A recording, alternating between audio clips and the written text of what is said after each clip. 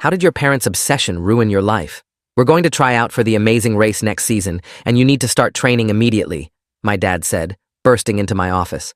I already told everyone we're going to win $1 million together.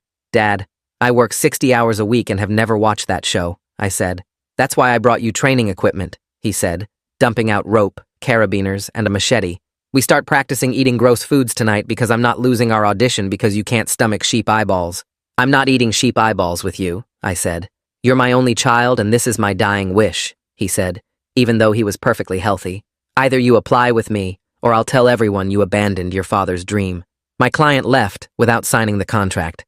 3 weeks later, he hired a reality TV consultant to coach us on creating the perfect Amazing Race audition tape, even though I'd never agreed to apply. He rented a film crew and staged fake challenges in our hometown, making me race him through the grocery store while he screamed about our father-son bond to confused shoppers. He submitted the application without my signature by forging it, then sued me for breach of verbal contract when I refused to participate. The lawsuit claimed I'd promised him a televised adventure and was destroying his mental health. He got us on the local news as the father-son team torn apart by Amazing Race dreams, telling reporters I was too ashamed of him to be seen on television. CBS sent a rejection letter, but he claimed they'd change their minds if we proved ourselves through a practice run. After months of training alone, he created his own Amazing Race in our neighborhood to film as a supplemental audition video. He'd mapped 12 challenges across town and invited hundreds to watch us compete against imaginary teams, narrating our progress through a megaphone strapped to his head. He made us eat raw fish at the Japanese restaurant while screaming we were falling behind, then forced me to carry him through the park for a traditional bonding challenge. When I tried to quit at the rock climbing wall, he climbed without a harness to prove we deserved to be on the show. He fell 30 feet and shattered his pelvis, but kept crawling toward the next challenge, screaming that CBS would see our dedication. Instead of going to the hospital, he injected himself with black market steroids and painkillers to finish his audition video. He zip-lined across the river on a cable he'd illegally installed between buildings, but his broken pelvis made him lose his grip, and he fell into the water and got swept into the dam machinery.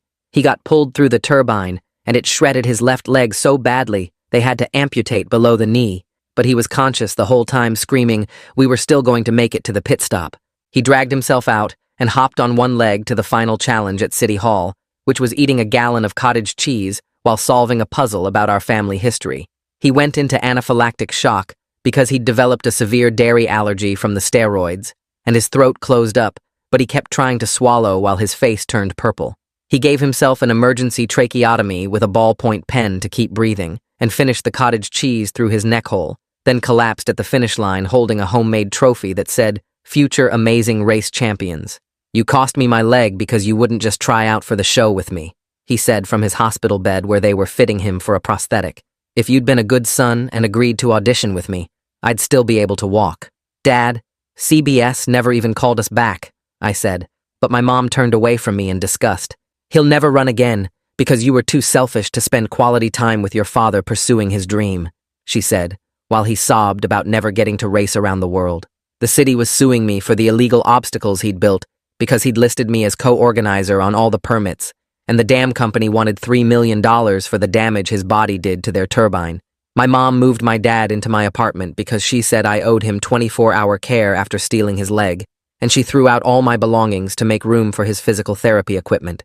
I slept on the floor for 3 months, while my dad lay in my bed dictating new Amazing Race application essays about our inspiring story of overcoming adversity, making me write down how losing his leg only made our father-son bond stronger. He told everyone who visited that we were going to win next season because no other team had a story like ours, and when I tried to leave for work, he called the police saying I was abandoning a disabled person who depended on me for survival. "We're going to be the first amputee team to win," he said, while I changed his bandages for the 5th time that day. The bandage stuck to the dried blood on his stump, and he winced as I peeled it away. That night, I tried sleeping on the hardwood floor next to my own bed, while he sprawled across my mattress practicing his victory speech for when we won the $1 million. My spine pressed against the wood planks, and every time I shifted position, a board creaked loud enough to wake him. He'd sit up and start reciting how we overcame adversity through father-son teamwork, and I'd lay there staring at the ceiling fan, knowing I'd get maybe 2 hours of broken sleep before my alarm went off for work. Around 2 a.m., he turned on the bedside lamp and read his speech out loud for the 20th time that night. The next evening, I stepped outside to grab the mail from the box at the end of our hallway, and within 3 minutes, heard sirens approaching. 2 cops showed up at my door saying they'd received another welfare check call about an abandoned, disabled person in immediate danger. The officers looked exhausted, and one of them rubbed his forehead while asking if everything was okay. Dad wheeled himself to the doorway, crying about how I'd left him alone without his medication, even though his pills were sitting right on the nightstand. They had to follow protocol and check his vitals while he sobbed about being neglected by his only son. After they left, I found 17 missed calls on my phone from a longtime client who'd seen the local news segment about the son who cost his father a leg. He said he couldn't work with someone who'd abandoned family and terminated our contract effective immediately. My monthly income dropped by $2,000, and I calculated how many more clients I could lose before missing rent. The certified letter arrived the next morning requiring a signature, and my hand shook as I signed for it. Inside were 2 separate documents with numbers that made my stomach drop.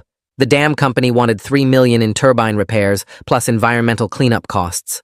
The city demanded $70,000 for removing illegal zip lines and obstacle course equipment Dad had installed across 12 locations.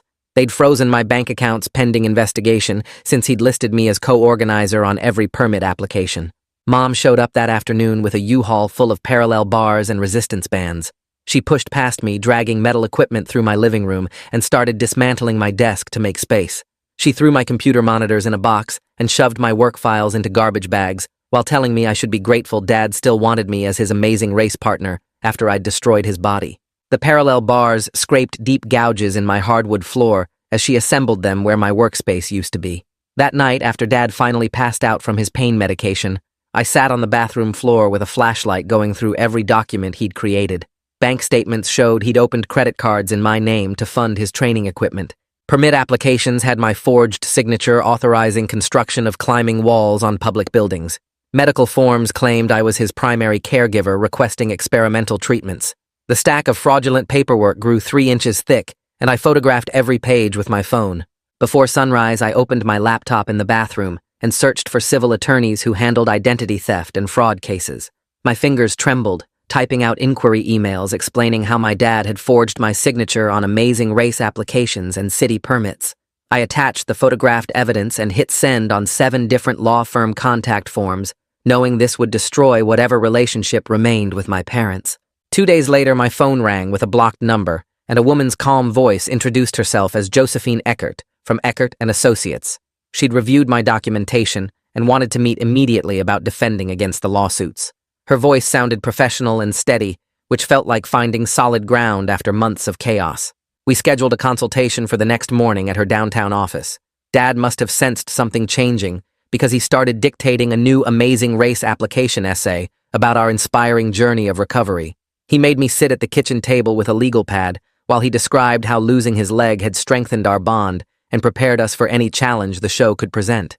When I stopped writing after 10 minutes, he grabbed his phone, threatening to call Adult Protective Services and report elder abuse. The guilt hit, even though I knew it was manipulation, and I kept writing his delusional fantasy about us racing through airports with his prosthetic leg. The next morning, I told him I had a work meeting and drove to Josephine's office in a glass tower downtown. She had short gray hair and wore a navy suit that looked more expensive than my car. Her conference room had a view of the river where Dad had destroyed his leg in the dam turbine. She'd already pulled public records showing Dad's pattern of fraud going back 3 years before the Amazing Race obsession started. She explained how we could file countersuits for identity theft and establish that I was a victim, not a co-conspirator. She showed me precedents where adult children weren't held liable for parents' illegal actions even when signatures appeared on documents. For the first time in months, someone looked at me without disgust or disappointment. She outlined a legal strategy to separate my liability from Dad's actions and protect my remaining assets. Her paralegal had already drafted cease and desist letters for the false emergency calls and harassment.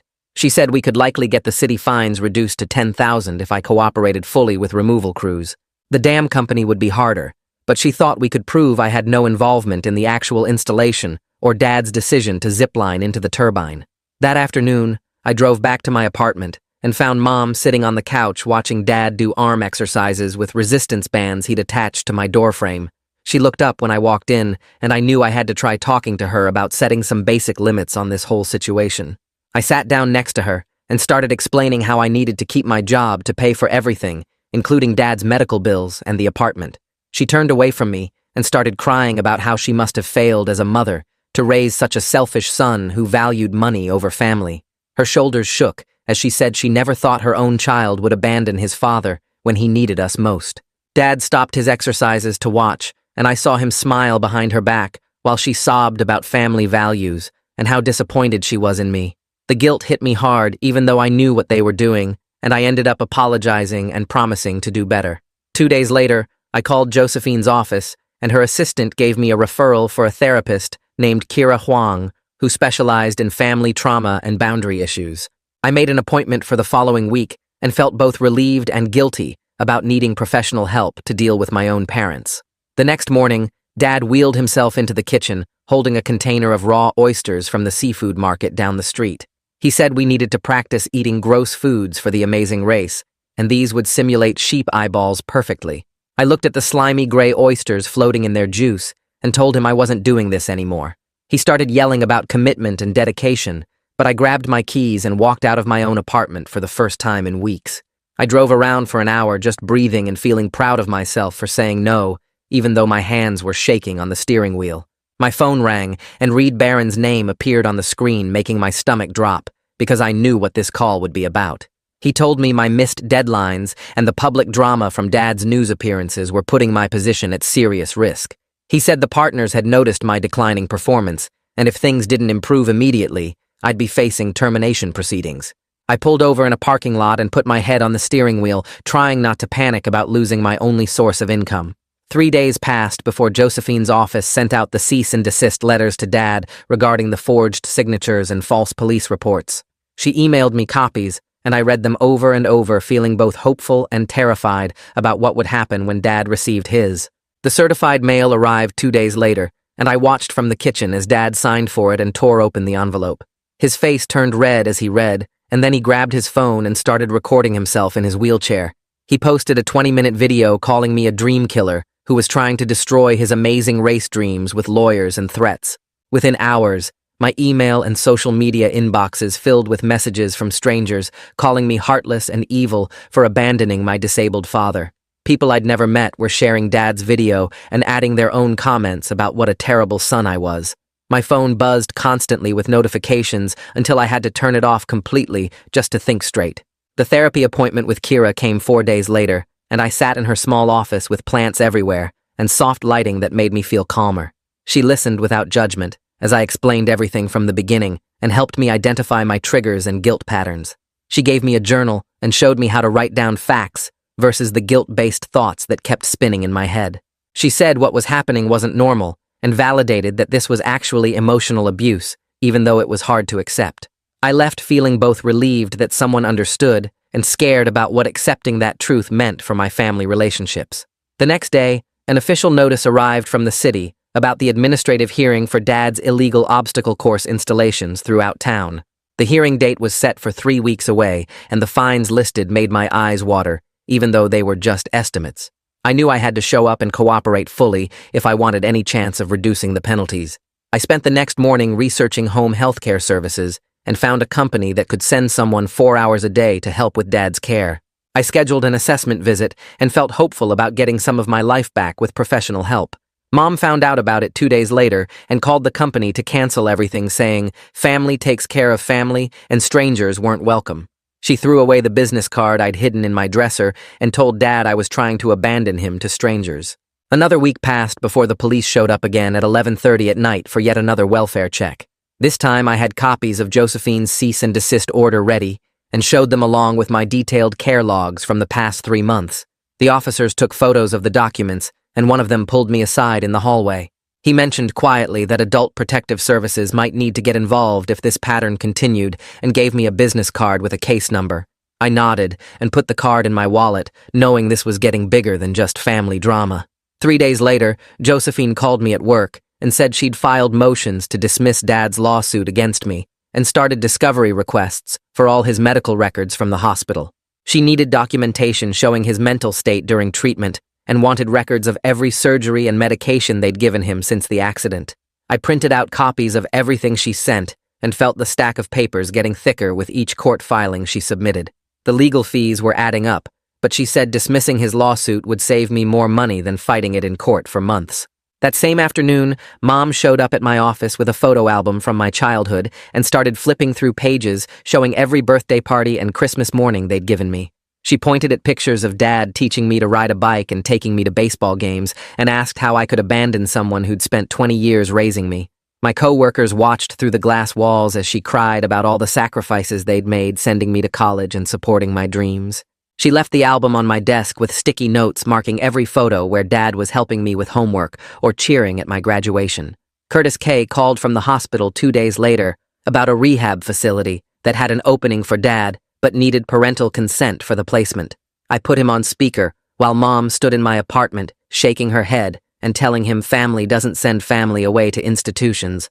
Curtis suggested I document her refusal in writing and said he'd note it in Dad's file for future reference if things got worse. Mom grabbed the phone and hung up on him, then deleted his number from my contacts list. The next morning, Dad was going through his usual amazing race victory speech about how we'd overcome adversity together when he started talking about the permit applications. He went into detail about copying my signature from old documents and practicing until he could forge it perfectly for the obstacle course permits. I turned on my phone's voice recorder and let it run for 20 minutes while he explained every document he'd forged with my name. He even showed me the practice sheets where he'd copied my signature hundreds of times to get it right. Pavel Rutledge from the city met me at the first illegal zipline installation the following week with a clipboard and camera to document everything. We walked to 14 different sites where Dad had built obstacles without permits or with forged documents listing me as co-applicant. Pavel took photos of every cable, platform, and climbing hold Dad had drilled into buildings and trees throughout downtown. I signed statements confirming I hadn't authorized any of the installations and agreed to help remove them at my own expense. The embarrassment of having a city official photograph my dad's crazy, amazing race course made my face burn, but I needed the documentation. That weekend, I discovered Dad had created a GoFundMe page using my professional headshot from the company website, claiming I was refusing to help Tammy disabled father. The page had already raised $4,000 from strangers who'd seen his videos about our amazing race dream being destroyed. I screenshot everything and filed a fraud report with the platform, then called my bank to make sure he couldn't access my accounts. The GoFundMe got taken down within 48 hours, but not before Dad posted another video calling me heartless. A thick envelope from the dam company arrived the next Monday with mediation dates and a notice that Gabriella Hubbard would be handling the settlement conference.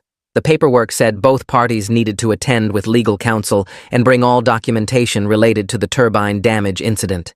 The dates were set for 6 weeks away and included 3 full days of mediation sessions to determine liability.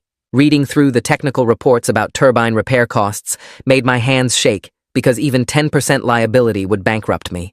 Reed called me into his office that Thursday and said he was reassigning the green project to another team lead because of my attendance issues. The project was worth $200,000 in commissions that I desperately needed for legal fees, but he couldn't trust me to meet deadlines anymore. He showed me emails from clients complaining about my missed meetings and said one more incident would mean termination. I nodded and handed over the project files, knowing my income just dropped by 60%. My session with Kira that week focused on practicing what to say when setting boundaries with my parents. She had me write out scripts for different situations, and we role-played how to stay calm when they pushed back. We created a safety plan with specific steps for leaving the apartment, including where I'd go and what I'd take with me. She helped me pack a bag with important documents and clothes that I kept in my car trunk just in case. The following Saturday, Dad suddenly fell out of his wheelchair screaming that his stump was infected and needed emergency treatment immediately. Mom called 911 and rode with him in the ambulance while I followed in my car to the hospital. The ER doctor examined him for 2 hours and ran blood tests that all came back normal with no sign of infection. Dad kept insisting something was wrong, but the doctor found nothing and suggested this might be attention-seeking behavior.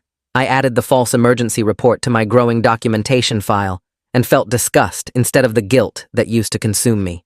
2 days later, a man in a gray suit knocked on my door and showed me his Adult Protective Services badge with the name Nolan Parker printed below his photo.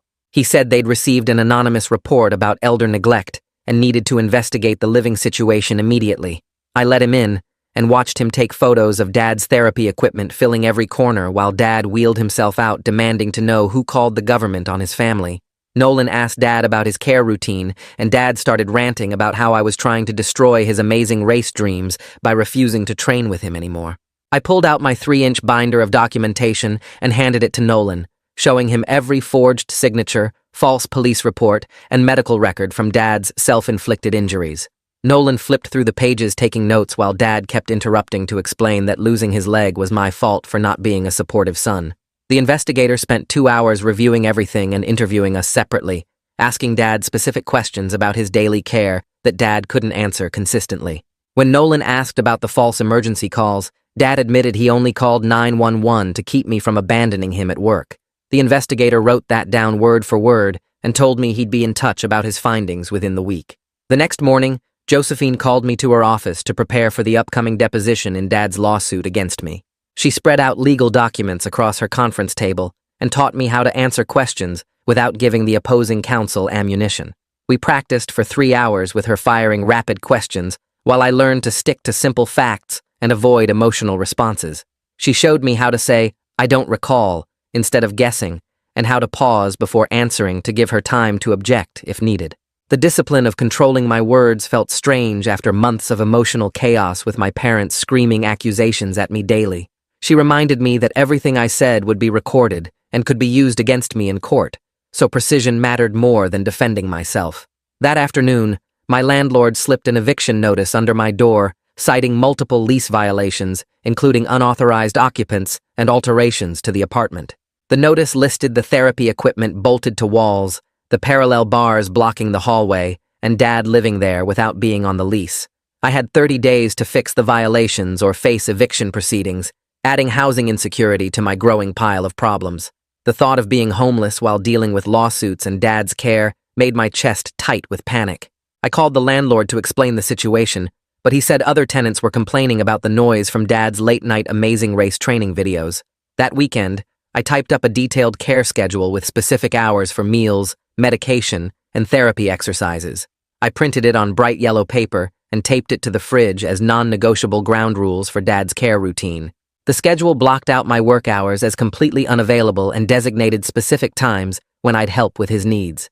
Dad ripped it down immediately, but I printed 10 copies and kept putting them back up every time he destroyed one. Mom called me selfish for creating boundaries, but I kept replacing the schedule and pointing to it when they demanded help outside the designated times. 3 days later, Dad called 911 at 2 p.m., claiming severe chest pains that required immediate transport to the emergency room. The paramedics arrived and found his vitals completely normal, but took him anyway because chest pain complaints required automatic transport. At the hospital, Dad told the doctor I'd been neglecting him, but when Nolan Parker showed up to investigate, Dad admitted he'd lied about the chest pain. He told Nolan he just wanted to stop me from going to work because he needed someone to watch his new Amazing Race training video.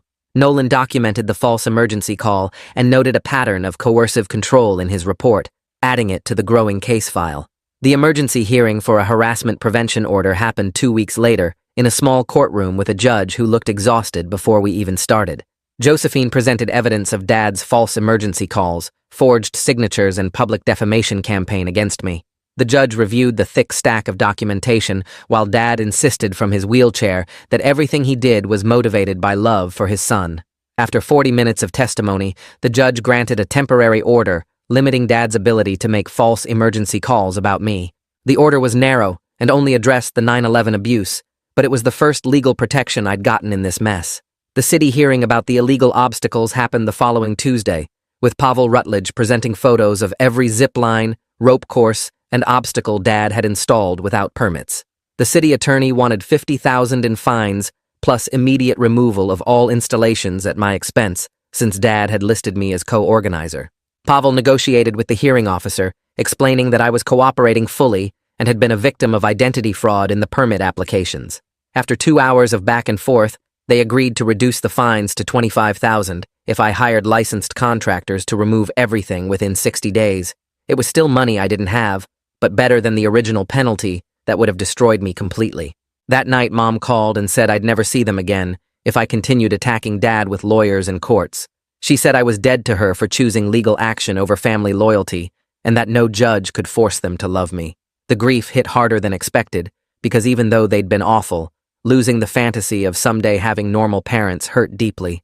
I sat in my car after the call and cried for the parents I'd never actually had, while knowing I couldn't stop the legal protections I desperately needed. 2 days later, Gabriella sent a USB drive with security footage from the dam showing Dad going through the turbine machinery. I made the mistake of watching it and saw his body getting pulled through the spinning blades while he screamed about making it to the pit stop.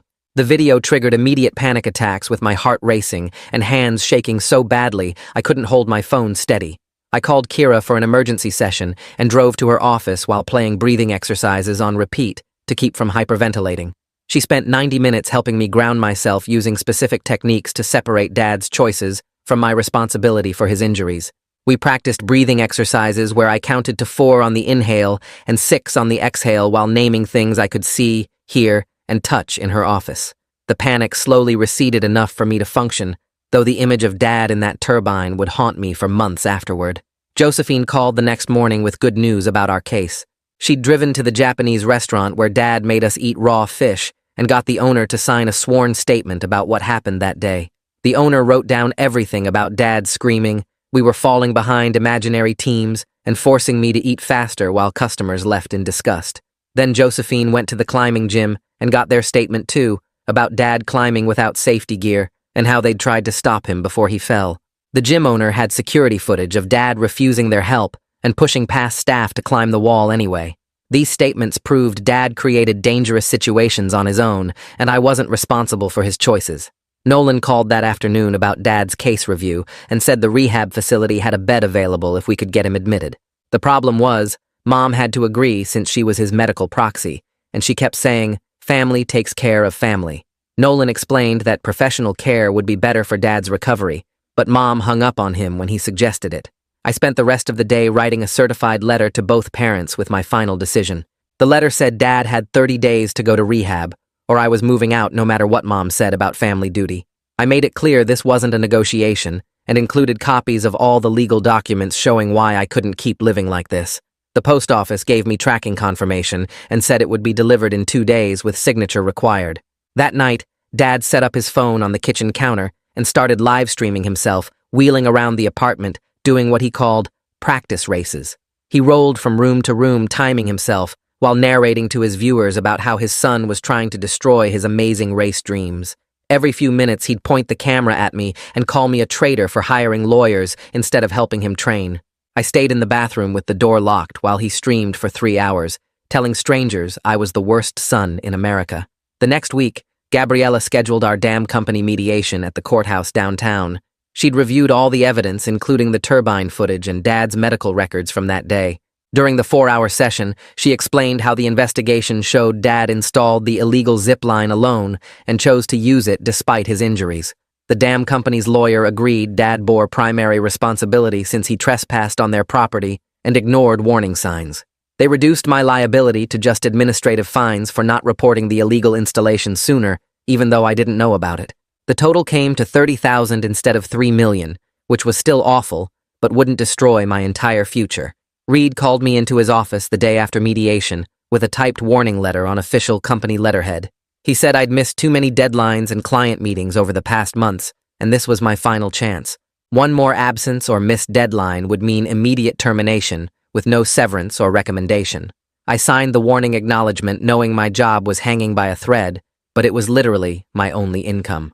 That weekend, I drove to 5 different apartment complexes, looking for the cheapest place I could afford on my damaged credit. I found a tiny studio above a pizza shop for $800 a month with move-in special of just first month's rent. The landlord ran my credit and approved me with a co-signer requirement, but I signed anyway and got the keys. I sent another certified letter to my parents with my move-out date in 2 weeks and the address where they could reach me for emergencies only. Dad's response was to wheel himself out to the sidewalk the next morning with his phone streaming and threatened to roll into traffic if I abandoned him. He sat at the curb crying about how I was killing him by leaving while cars honked and swerved around his wheelchair. A viewer must have called 911 because 3 police cars showed up within minutes and found Dad blocking traffic on purpose. The officers recognized him from all the false emergency calls, and one wrote in his report about the clear manipulation pattern. They made Dad go back inside and warned him about endangering himself for attention, but he kept screaming, I was murdering him by moving out. Josephine filed emergency paperwork that afternoon to expand the harassment prevention order based on Dad's escalating behavior. She also moved to dismiss Dad's lawsuit against me entirely with prejudice, which means he couldn't file it again later. The hearing got scheduled for next month, and she said the judge would probably grant both requests, given all our evidence. She attached Dad's live stream videos as exhibits, showing him admitting to false emergencies and deliberate manipulation. Nolan closed his investigation the following week after interviewing both my parents and reviewing my care documentation. He found no evidence of neglect, since I'd been providing 24-hour care for months, despite the abuse. His report cleared me completely, but he gave me a list of vetted home health agencies that could take over when I moved. He said these agencies were used to difficult patients and would document everything to protect themselves legally. The validation felt good, even though nothing really changed with my parents refusing outside help.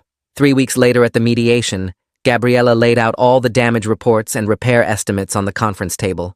The turbine company's lawyers had folders 3 inches thick with photos of Dad's body getting pulled through the machinery. They played security footage showing him falling from his illegal zip line into the dam's intake area. Dad's lawyer kept trying to argue I was equally responsible since my name was on some permits he'd forged. Gabriella reviewed each document and pointed out the obvious forgery marks where Dad had traced my signature. The turbine company wanted someone to pay for their damaged equipment and lost operating time. After 6 hours of back and forth, they agreed Dad was primarily liable for the damage since he'd installed the illegal cable himself. My portion came down to $30,000 in administrative fees and partial repair costs. It wasn't the $3 million they'd threatened, but it was still more money than I had. Pavel from the city met with me the next day about removing all the illegal obstacles Dad had built. He showed me photos of the zip line cables still hanging between buildings and the climbing holds drilled into the library wall. The removal estimates came to $15,000 for licensed contractors to safely take everything down. Pavel said the city would cut the fines in half if I got everything removed within 60 days. I signed the agreement and called 3 removal companies that afternoon to get quotes. The cheapest one could start next week for $12,000 with a payment plan over 6 months. While I was dealing with contractors, Curtis called from the hospital with unexpected news about Dad's insurance. They'd approved a rehab bed at a facility 20 minutes away that specialized in difficult patients. Mom didn't want Dad going to what she called a nursing home for broken people. Curtis suggested we frame it differently when talking to her about the placement.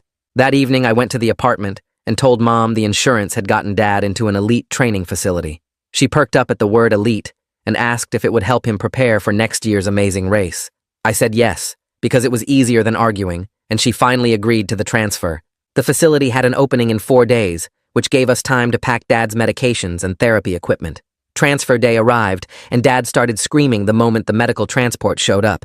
He called me a traitor and said I was dumping him in a prison because I couldn't handle taking care of family.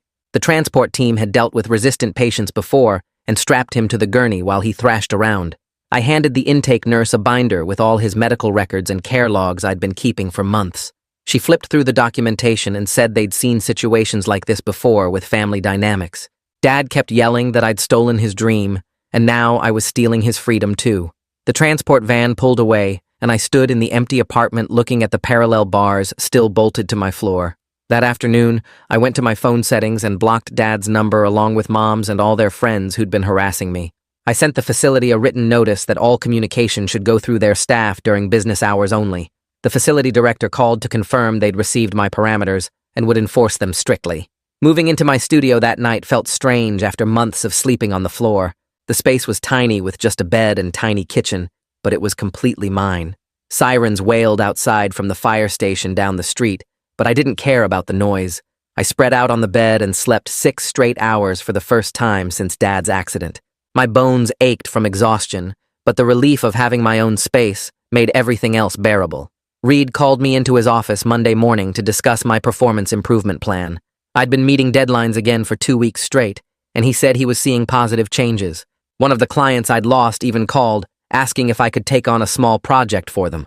I accepted immediately and promised to deliver on time, which I actually could now, without daily emergencies. Kira and I kept meeting weekly to work through the guilt and trauma of everything that had happened. She helped me understand that setting boundaries wasn't abandoning family, but protecting myself from abuse. I started visiting Dad at the rehab facility once a week, with a staff member present to document the interaction. He'd calmed down somewhat on proper medications, but still talked about Amazing Race applications constantly. The visits lasted exactly 30 minutes, and I left when the timer went off regardless of what he was saying. 3 months passed with me slowly paying down the $30,000 debt through payment plans. I picked up extra freelance work on weekends to make the monthly minimums on everything. My relationship with my parents stayed broken, but I'd accepted that was the price of having my own life. The mess wasn't perfectly cleaned up, and probably never would be completely. Dad still told anyone who'd listen that I'd cost him $1 million and his leg. Mom still believed I'd failed as a son by not supporting Dad's dreams completely. But I had my apartment, and my job, and weekly therapy, and that was enough. Standing on solid ground felt better than drowning in their chaos, even if the ground was covered in debt. The obstacles were gone from around town, and the fines were slowly getting paid. My life wasn't great, but it was mine again, and that counted for everything. Man, thanks for hanging out and wondering about all these random questions with me today. Kinda wild, but fun. Sharing all these curious moments together. If you made it to the end, drop a comment. I love reading all your comments.